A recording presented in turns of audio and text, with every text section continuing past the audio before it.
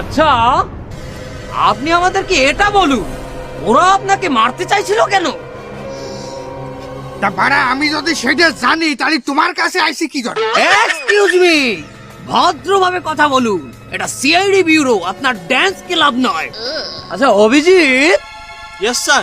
তোমার কি মনে হয় ওরা ওনাকে কেন মারতে চাইছিল, তাও আবার কলকাতা থেকে বাংলাদেশে এসে? স্যার আমার মনে হয় উনি কলকাতা থেকে কোনো আকাম কুকাম করে এসেছে, আর সেই ভুক্তভোগীরা ওনাকে মারতে চাচ্ছে। এই বাড়া, চল কথাবার্তা হুশ করে। আমি জীবনে কোনো বিদেশে যাইনি, তাহলে কলকাতাতে আমি আকাম করলাম কোন জায়গাতে? এই যে শুনুন, আমরা যতদূর জানি আপনি প্রায় দুবাই যান, এবং শুধু তাই নয়, দুবাইতে আপনার দুটো রেস্টুরেন্টও আছে। তাহলে কিভাবে আপনি মিথ্যা কথা বলেন? হ্যাঁ, তা দুবাই কি তোমার বিদেশ মনে হয়? হ্যাঁ, দুবাই হলো আমাকে বাংলাদেশের সব নেতাদের সেকেন্ড হোম। ওই থেকে আমি প্রায় যায় থাকি। তা ওটা কি বিদেশ নাকি? বিদেশ কয় কোনটারে? কানাডা বেগমপাড়া। বড্ড শখ ছিল বেগমপাড়া একটা বাড়ি করবো, করতে পারলাম না। এখন ফ্ল্যাট কিনেছি, তাও মনের মতো হয়নি। আচ্ছা অভিজিৎ, ইয়েস স্যার।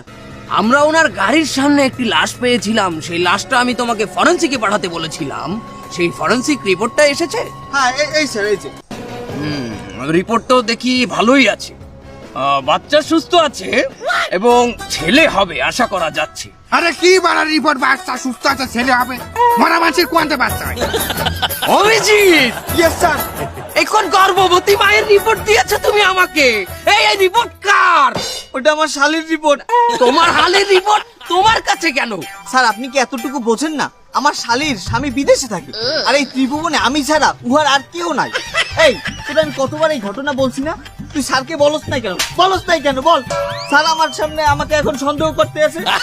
অভিজিৎ, তোমার চরিত্র দেখতেছি দিন দিন একদম আমাদের এসপি স্যারের মতো হয়ে যাচ্ছে। থামো, গাধার দল। এই শোনো, অরিজিনাল রিপোর্টটা দাও আমার কাছে, অরিজিনাল রিপোর্টটা। আরে ওটা তো আসে নাই। কোথায় আসলাম আমি? আপনি এখন আসতে পারেন, প্রয়োজন পড়লে আপনাকে ডেকে নেব। অশিক্ষিত মূর্খ। দয়া, ফ্রেডি, অভিজিৎ, তোমরা ওনার উপরে ভালো করে নজর রাখো। ঠিক আছে? আমার কিন্তু ওনাকেও সন্দেহ। যাও, আরে তাড়াতাড়ি তুমি এই ফরেনসিকের রিপোর্টটা বের করার ব্যবস্থা করো। শালির রিপোর্ট।